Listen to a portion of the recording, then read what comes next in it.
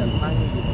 Dan ujian itu analoginya seperti kayak piring yang kotor, untuk menyediakan piring yang baru, yang makanan yang baru biasanya kan memang harus dicuci dulu. Nah ini bisa dibilang ya anggap aja sebagai penghapusan dosa-dosa dan kesalahan-kesalahan yang di masa lalu. Lebih ke menguatkan Ratu karena memang Ratu juga ada riwayat penyakit yang harus dijaga nih dari segi fisik dan psikologisnya gitu. Jadi memang kalau belakangan ini saya lebih fokus ke keluarga, menenangkan, biar sabar, jangan dikit-dikit lapor hukum aja, lapor hukum, kan keluarga besar saya kayak gitu tuh. Tuduhannya udah kelewat batas nih, fitnahnya udah kelewat batas gitu. Laporin aja. Nah, saya lebih ke membuat keluarga besar saya dan Ratu juga sabar, maafkan gitu. Nah, mungkin efek dari ini semua seperti apa sih dengan segala huru hara yang ada gitu, kayak misalkan sampai ada brand yang nggak percaya sama kalian lagi kan? Oh, nggak ada sih. Orang-orang gitu. Kalau Gimana sih Ratu? itu Mungkin aku dulu kali ya, kalau untuk brand apa namanya nggak berpengaruh apa-apa karena poligami itu kan bukan perbuatan kriminal ya, jadi ke suami itu nggak berpengaruh. Dan kalau sekarang aku punya kajian sendiri, punya brand sendiri, alhamdulillah tidak. Karena kau bangkit sendiri nih kan, setelah mungkin dipandang sebelah mata sama orang lah, setelah mungkin sebulan mungkin kalian nggak bersuara seperti apa sih? Oke. Maksudnya Dari aku aja. Sebulan saya tidak bersuara karena aku taat kepada suamiku dengan beberapa tuduhan-tuduhan yang bisa saja aku bantah dengan memberikan screenshot. Tapi kan itu nggak boleh kan, karena saya dengan almarhumah itu tidak ada dendam atau bukan, tidak ada hubungan yang memperbolehkan saya membuka itu gitu. Seperti sepupunya juga kan nggak boleh buka WhatsApp-nya itu sebenarnya aslinya. Sehingga saya lebih menahan diri dan menerima bahwa memang ini sudah menjadi konsekuensi sebagai istri kedua. Suka tidak suka, mau tidak mau, berlandaskan agama atau tidak, saya salah. Saya mau meminta maaf kok itu dari saya. Saya mau minta maaf, saya turut berduka cita.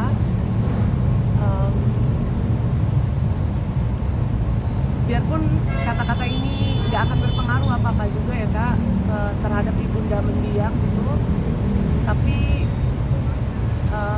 saya mengerti betul perasaan itu. Kak, apa sih yang akhirnya kamu kenapa baru sekarang setelah mungkin kemarin beberapa kejadian semuanya tuh menimpa kamu semua gitu? Kamu mau coba apa? Aku dikuatkan oleh suamiku bilang ya udah nggak apa-apa, terima aja, ya udah nggak apa-apa, terima aja. Pikiranku cuma satu Kak, ya udahlah aku taat sama suamiku. Kan kalian netizen pada bilang ini paling cuma sebentar, kita sudah dari 2022 ya kan, tahan aja nih gitu. Aku tidak mengambil panggung siapapun, aku tidak menari-nari di atas penderitaan orang yang dibilang seperti itu, karena pada nyatanya tanggal 26 malam saya melakukan sholat gitu. Saya sholat, video call sama beliau, saya secara terbuka gitu.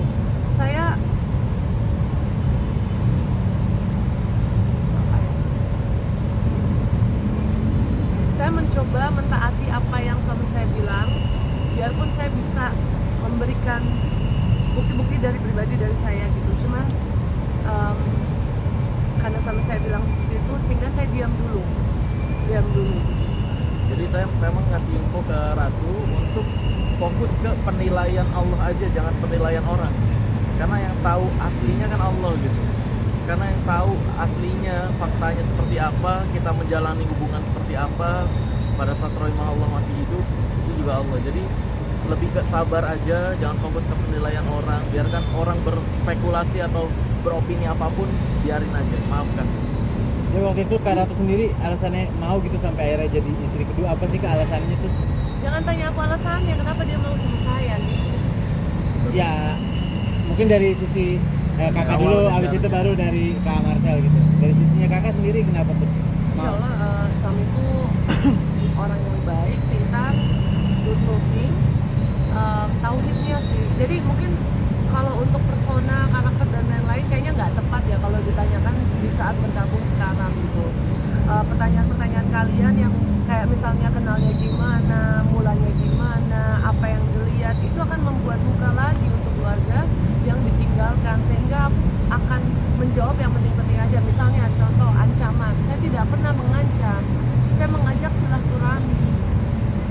ada. Kan ancamannya katanya ke temennya ya, saya dan bahkan sahabat almarhumah yang memberitahu saya juga. Saya bingung saya ngancamnya di mana. Saya bisa buka DM-nya tapi kan nggak perlu, dan itu ada hukumnya, ada undang-undangnya gitu. Tapi beliau bilang nggak usah. Padahal saya bisa bilang enggak teman-teman ya, tinggal kirim ke Kari deh. Kari enggak gitu. Dan iya kan kita sudah, aku di internet juga maksudnya bisa, cuman kata suami sabar, tunggu dikeluarkan dulu, sambut, dikeluarkan kita sambut. Nah, untuk yang kita memutuskan untuk keluar padahal tanah belum kering, itu kan dari pihak sana. Pihak sana menuliskan 7 hari lagi akan ada. Akan ada yang di blow up, akan ada yang go public gitu. Mereka nulis di TikTok gitu kan. Status WhatsApp juga. Status WhatsApp ya. Iya. Gitu. Jadi buat kami pada saat itu, dan penggiringan opininya kan teman-teman mungkin bisa lihat ya di TikTok, di beberapa video yang mengangkat terus views-nya tinggi. Farisnya komen di situ kan dengan foto almarhumah yang ada di apa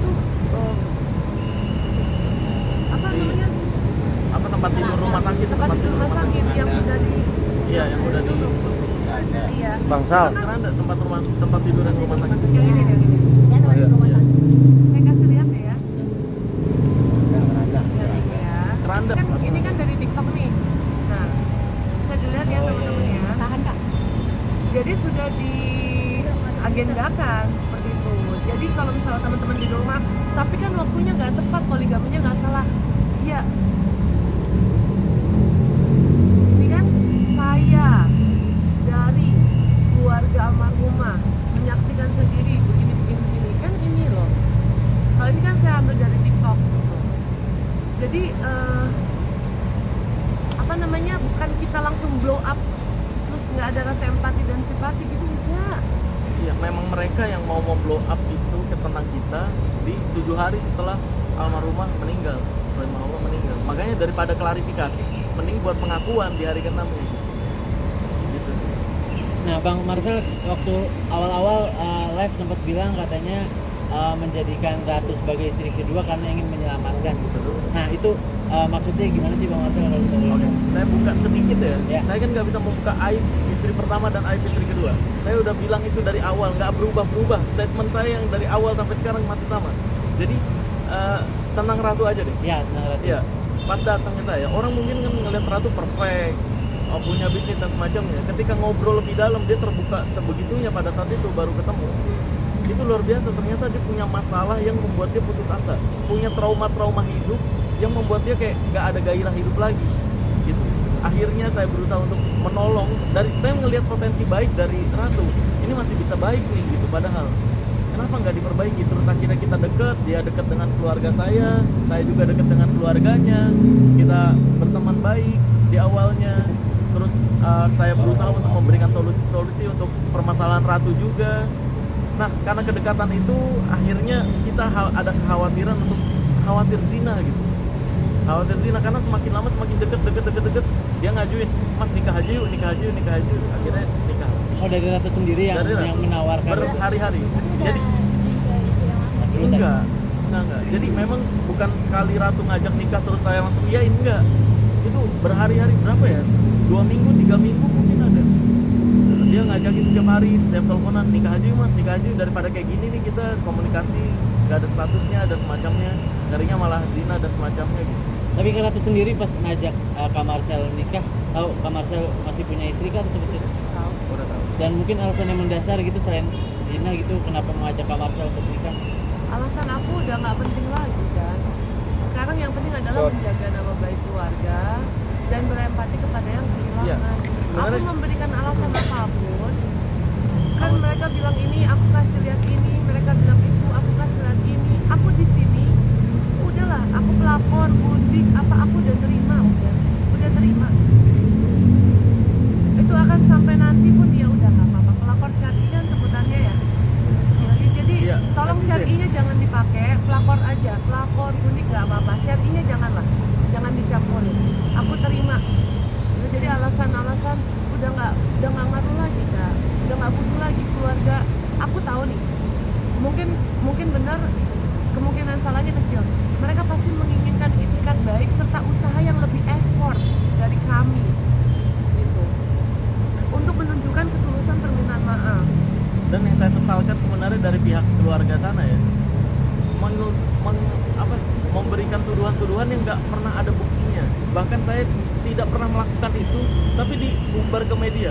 Makanya dari pihak keluarga saya juga udah laporin aja, fitnahnya kelewatan. Kayak contohnya yang keluarganya bilang saya minta ganti 25 juta, pernah denger kan? Ya kan, saya minta ganti 25 juta. Sumpah demi Allah itu nggak pernah terucap dari mulut saya sama sekali. Kalau memang ada buktinya saya minta ganti, seharusnya ketika rahimahullah meninggal, saya akan menagih dong ke keluarganya kan. Kalau memang beneran saya minta ganti, coba cari apakah ada saya menagih, atau apakah di chat saya dan almarhumah itu ada komunikasi tentang saya minta tagihan rumah sakit, saya minta ganti balik gitu. Nggak pernah ada itu. Makanya kok jadi fitnah begini. Opininya mungkin saya masih berhusnuzon, masih berprasangka baik, mungkin dia miskomunikasi. Mungkin almarhumah atau rahimahullah bilang ke ibunya bahwa suaminya marah ketika dirawat di rumah sakit yang tidak sesuai dengan apa yang dokter mau dari awal. Dan itu benar memang kalau marah, karena memang seharusnya di RSAS sejak awal, bukan di Boromeus. Kok bisa tiba-tiba biopsinya di Boromeus pada saat itu? Itu saya marah, tapi tidak pernah saya terucap dari mulut untuk minta ganti uang balik. Nah itu makanya kalau memang ada bukti saya nagih ke keluarganya atau minta balik, tampilin aja, gitu aja. Dari saya dulu deh. Ya, untuk hal-hal yang tidak bisa diterima, saya tahu persis di Indonesia ini mayoritas Muslim, betul, mayoritas Islam, betul. Tapi saya sadar betul juga bahwa yang bisa menerima status poligami ini di Indonesia itu masih minoritas. Walaupun poligami ini dijalankan dan dilaksanakan sesuai berdasarkan syariat hukum Islam dan aturan hukum Islam yang sesuai, tidak ada yang menyalahi, memang tidak semua, bahkan bisa disebut minoritas yang bisa menerima hukum poligami ini gitu. Nah maka dari itu mungkin saya rasa pihak keluarga sana juga berat di poligaminya, kok anak gue dipoligami dan semacam. Makanya saya pengen duduk ngobrol kekeluargaan. Saya akan menjelaskan alasan-alasan dibalik saya melakukan ini apa gitu, agar bisa terbuka ruang komunikasi. Kalau secara media-media kayak gini, urusan pribadi masuk ke media, opininya jadi berkembang publik. Saya cuma kasihan sama almarhumah istri saya, rahimahullah. Udah meninggal seharusnya udah tenang, kok malah keluarganya bikin huru hara seperti ini, nggak mau diajak komunikasi. Kita udah coba untuk jalur chat, untuk komunikasi secara langsung nggak direspon. Ratu juga udah coba komunikasi nggak direspon. Jadi memang saya nggak ngerti jadinya tujuannya ke arah mana. Harapan saya bisa komunikasi secara langsung. Mungkin dari mental sendiri capek nggak sih, apalagi ada lagi hamil, kata netizen juga drama lah apalah gitu. Kalau dari aku pribadi, aku mau minta maaf secara tulus. Saya mengerti betul perasaan ibu dan mungkin juga sepupu-sepupunya secara kompak membela dengan agenda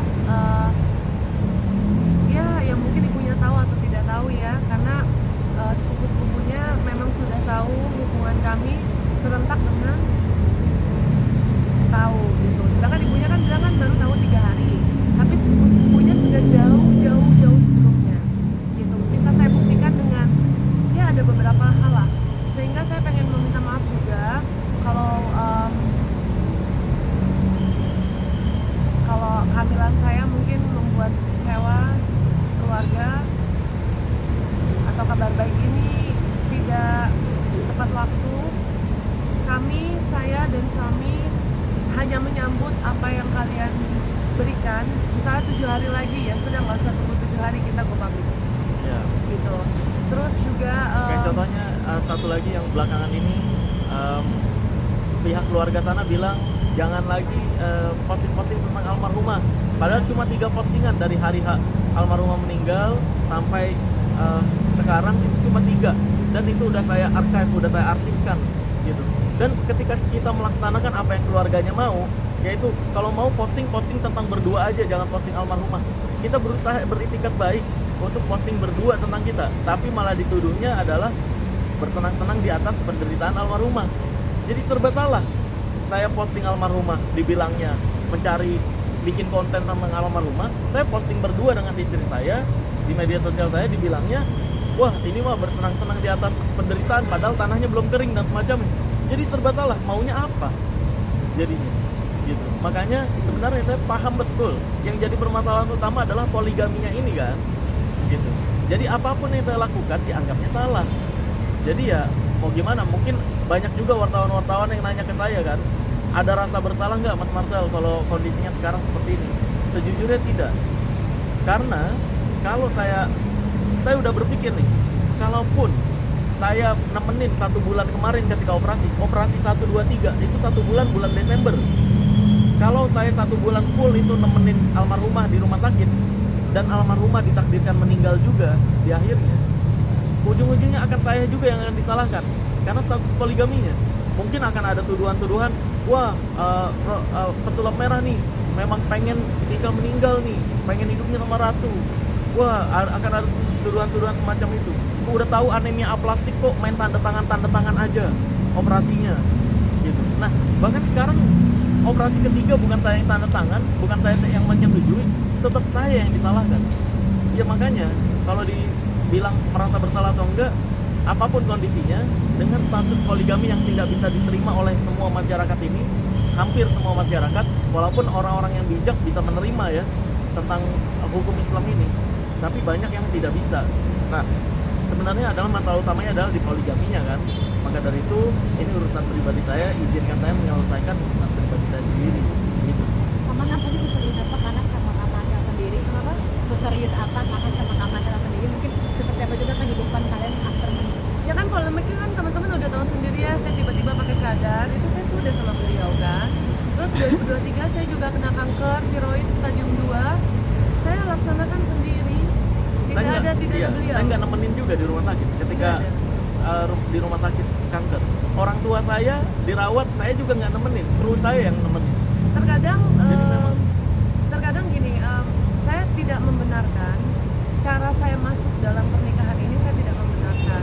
Tetapi saya juga pengen memberitahu bahwa mendiang sakit ya karena sakit. Saya 8 kali operasi tumor, 6 kiri, 2 kali kanan, 1 kali kelenjar getah bening, 1 kali operasi tiroid gitu kan. Teman-teman sendiri di bangku ini nih saya masih ingat, saya pergi umroh, pulang umroh saya langsung dinyatakan 4 rumah sakit sudah tidak kanker tiroid.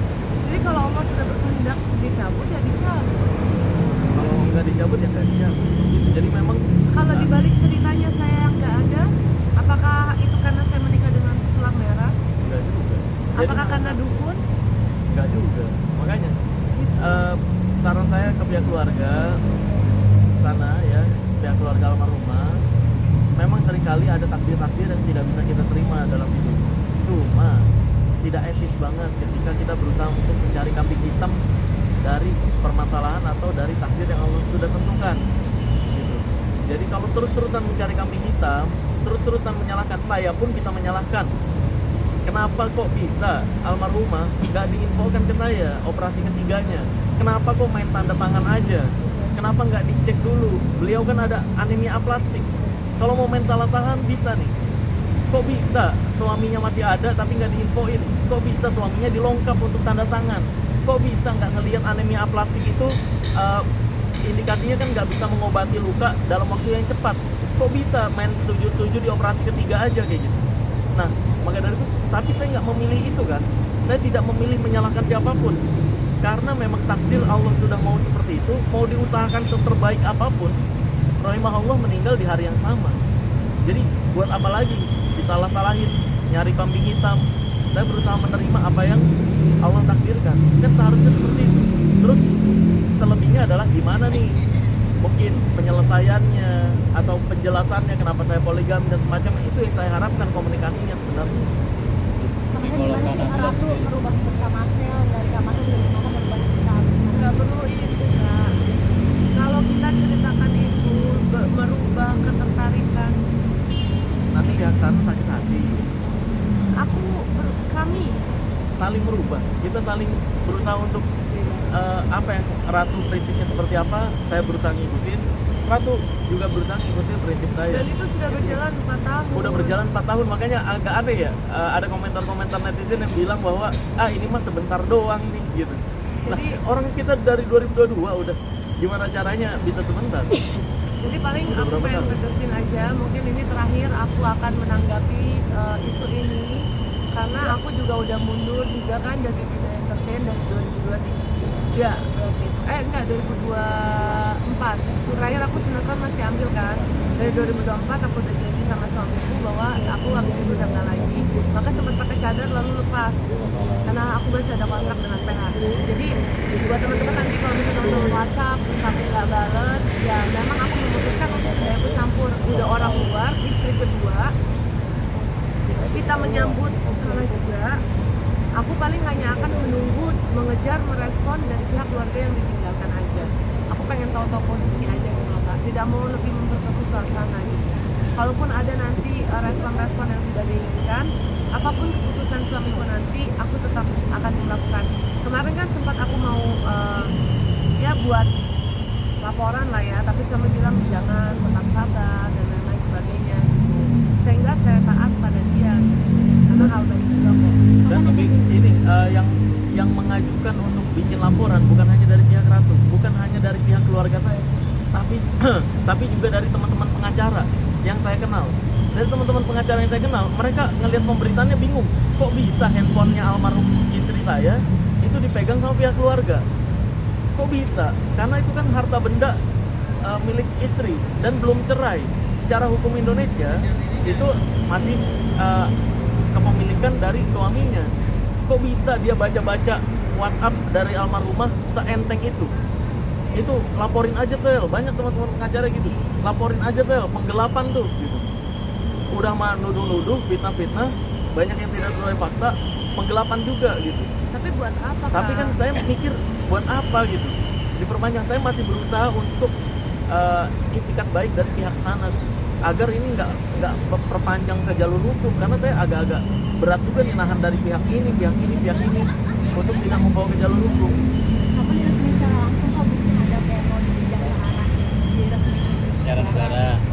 juga lagi berkabung, kita juga tahu-tahu diri lah. Terlihatnya mungkin kalau live di TikTok ketawa itu kan persona karisma yang sudah dikontrak gitu. Itu yang tidak bisa semena-mena dihilangin. Yang nggak diketahui publik kan, Ratu suka nanya, Mas aku kangen suaranya Tika deh. Ya banyak hal yang kayak gitu, nangisnya dia, kangen sama Tika banyak. Ya kali itu ketika nangis kita videoin, saya aja kadang suka bingung sama orang-orang yang umroh terus videoin terus dia doa sambil nangis, kan berarti butuh nyiapin tripodnya dulu, nyiapin angle-nya dulu. Nah kita nggak menjadikan nangis-nangis kita ini untuk konten gitu masalahnya. Makanya yang tampil adalah ketika kita lagi kelihatan fine-fine aja, ketika sedih-sedihnya, berdukanya ya nggak mungkin kita kontenin kan. Ada nggak sih niatan untuk bertemu dengan teman-teman suami Raul kayak bertemu kan menjelaskan ada di sana, karena kan biasanya juga bilangnya soal kan teman sekolah. Ya, untuk pada saat itu memang tidak ada keinginan untuk bertemu karena yang diajarkan dari suami pengetahuannya bahwa memang kalau istri pertama, istri kedua secara Islam, secara Muslim tidak perlu apa? Tidak perlu berteman, tidak perlu kenal juga. Selama suaminya bisa bertanggung jawab secara adil, tempat tinggalnya tetap ada tempat tinggalnya, makan minum ada, pakaian ada, semuanya tanggung jawab masih terpenuhi, maka semuanya saya rasa bisa berjalan adil gitu, bisa berjalan tentram. Tapi ketika rahimahullah tahu di bulan Juli 2025 itu ada rencana-rencana kita pengen untuk bertemu bertiga, tapi belum kesampaian, takdir Allah berkata lain seperti itu.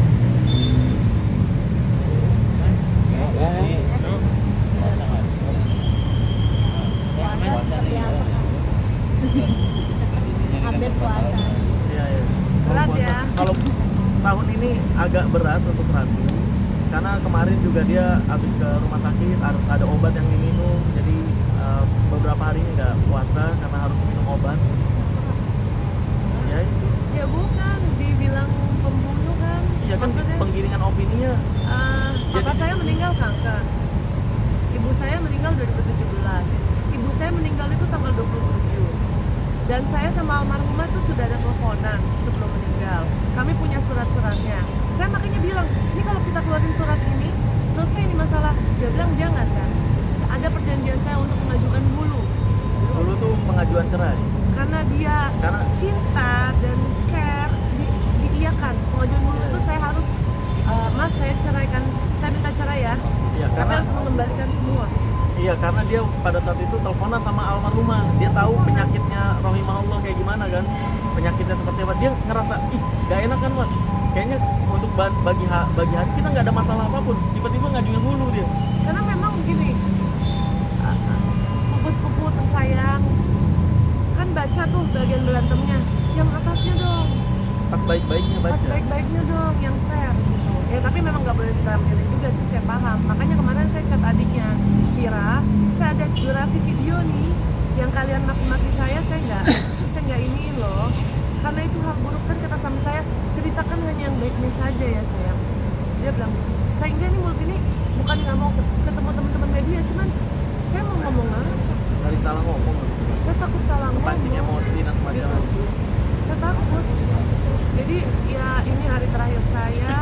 Kalau untuk Ramadan mau bahagia mau enggak akan saya simpan. Kedepannya akan seperti kemarin lagi, nggak akan banyak muncul. Pesulap merah akan tetap genit-genit ke perempuan lain karakternya. Karakternya di TV seperti itu kan. Seperti itu. Jadi saya akan tenggelam lagi nih, gitu, dengan dunia saya, dengan kajian saya nggak akan tampil-tampil begini gitu nggak mau. Iya. Jadi memang tujuannya kan banyak yang mikir, wah Ratu mau pansos ke pesulap merah mah nafsu doang ke Ratu. Sumpah itu tuduhan yang nggak berdasar. Karena memang di balik itu nggak ada tujuan ke arah sana juga. Gitu. Semoga ini nggak menjadi bola liar lagi dan menemukan titik tengah ya, teman-teman juga doain juga gitu. Iya. Karena tuh mungkin menu-menu buka puasa apa yang Marcel pengen gitu selama bulan puasa ini, nyiapin apa gitu, menu-menu bukaan. Kita ini sih naik motor berdua, berburu takjil, ngabuburit. Itu yang kita lakukan sih, karena memang kalau utamanya memang gorengan. Oh satu lagi tentang pernikahan pakai tank top ya. Oh iya, pernikahan pakai tank top itu juga banyak tuh. Oke saya kasih tahu kenapa ya. Aduh.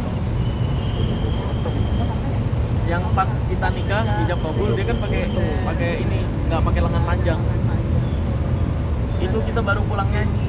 Nih Ratu baru pulang nyanyi dan Pada saat itu Pada kan saat agama itu- saya ini. pada saat itu baru mualaf.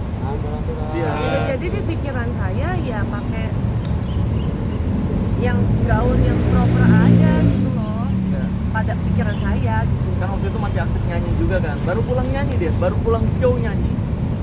Terus itu jadwal nikah, ketemu di tempat nikahnya, udah kita nikah. Saya kan nggak Ketemu tahu keluarga Kak, juga. kalau misalnya dikasih ternyata duduk di meja kecil gitu, kan nggak tahu. Aku pikir kayak diri mungkin gitu, atau apa kayak di bangku gitu mungkin. Saya nggak tahu. Hah? Mas kawin sini. Apa ini? Mas kawin. Oh ini baru. Kalau ini mah baru, kalau yang dari 2022 itu beda. Itu perak kalau cincinnya. Karena kan pria nggak boleh pakai emas. Jadi dia ngikut ke saya. Ya udah aku juga pakai perak deh mas, gitu. Biar sama gitu. Tapi kalau waktu itu maharnya ada emasnya memang. Nggak dipakai mungkin cara sih dengan emas. Ada Nggak dipakai ke mas kawin. Logam mulia. Logam mulia emas kawinnya. Ada logam mulia sama cincin. Cincin ada. Ini kalau ini yang baru nih kita. Coba masih hidup dong. Sebenarnya apalah arti harta sih dari dipamer-pamer. Kalau Pak? ini yang baru ini baru memang ini emas, ini perak. Kalau dulu awal nikah perak dua-duanya. Gitu. Perak dua-duanya karena kan dalam Islam nggak membolehkan suami atau cowok menggunakan emas. Makanya dia aku ikut agama aja deh dulu gitu. Kalau sekarang saya yang bilang ke dia, enggak kamu beda aja, kamu emas, aku perak. Karena tuh mungkin setelah ini bakalan ada niat untuk mengesahkan pernikahannya nggak sih? Kan kemarin baru nikah siri ya mas? Nggak ada kepikiran. Sekarang yang menjadi prioritas utama adalah keluarga yang ditinggalkan, termasuk suami yang ditinggalkan. Kalau kalian merasa saya bersenang-senang, enggak, saya seperti kehilangan kakak. Boro-boro memikirin ngesahin ke pengadilan, nggak ada pikiran ke sana, jauh banget, Belum kepikiran ke arah sana. jauh banget.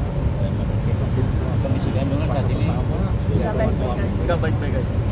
ini kan sebelumnya kan kemarin Kak Marcel mengungkapkan terjadi keguguran, khawatir akan terjadi lagi nggak sih? Khawatir banget sebenarnya. Doain enggak? Semoga enggak.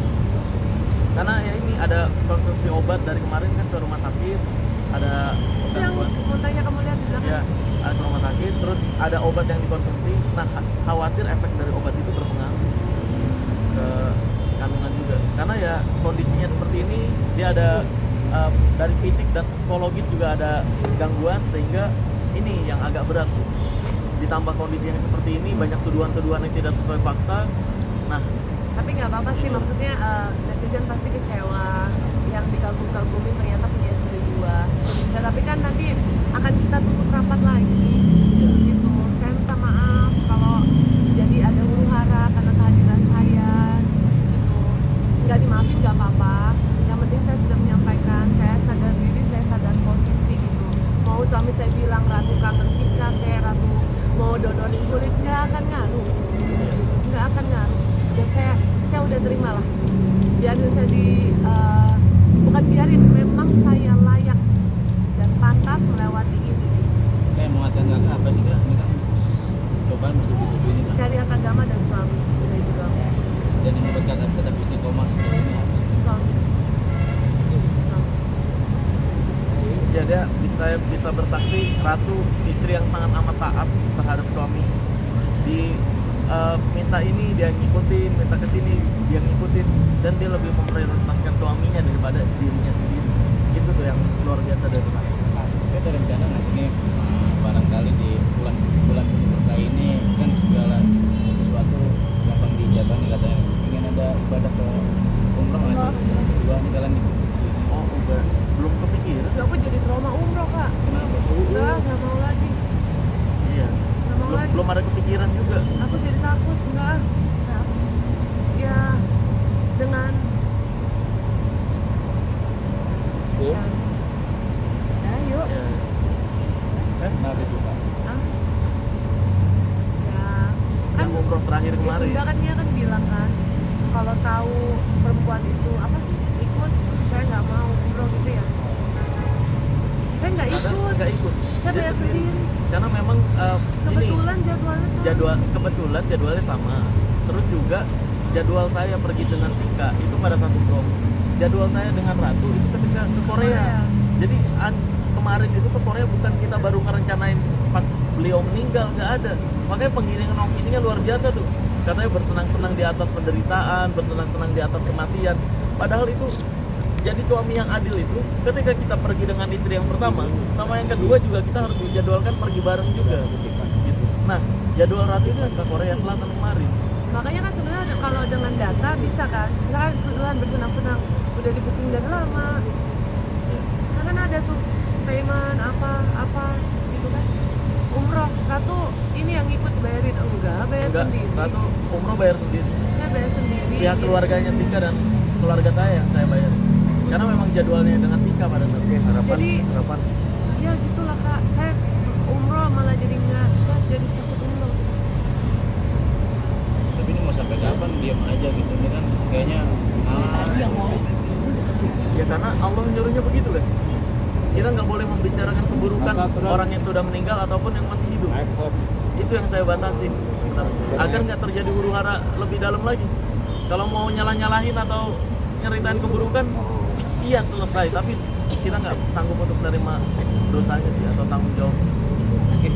Karena ini masalah pribadi kan. Soal kandungan tadi kan kata si proses Makanya jadi foto-foto. pertimbangannya apa aja yang disarankan untuk terapi sendiri? Ya mentalnya lebih ditenangkan lagi sih gitu. Lebih diberikan pengertian agar tidak terlalu stres karena berbahaya obatnya. Karena obatnya jadi banyak juga ketika dia stres berlebihan, obat yang dikonsumsi akan lebih banyak juga. Nah, itu makanya dia kenapa justru makin ini nggak sih, lebih riskan nggak sih, atau gimana? Atau ada upaya lain selain maksudnya obat-obatan medis gitu? Saya terapi saya masih terapi. Ya, saya terapi pribadi kok. Kayak chair terapi saya lakukan, hipnoterapi saya lakukan juga ke dia gitu. Karena saya Kondisi trauma yang kak, kan almarhum meninggal di tanggal ulang tahun mama saya dulu. dan kita dipertemukan di Madinah itu tanggal 27 juga. Jadi memang tanggal 27 itu luar biasa, banyak hal-hal yang terjadi yang spesial gitu. Yang nggak kita duga-duga gitu kan. Yang tadi Ratu ngajuin hulu atau mengajukan cerai karena tahu kondisi almarhumah sakitnya makin parah. Itu kita beneran udah nggak kontak-kontakan. Dan di Madinah, di Mekah itu kita doa kalau memang jodoh kita akan dipertemukan lagi, entah gimana caranya. dan dipertemukan lagi di tanggal 27 itu. Standar 10. Makanya kayak nggak bisa dipisahkan, balik lagi gitu.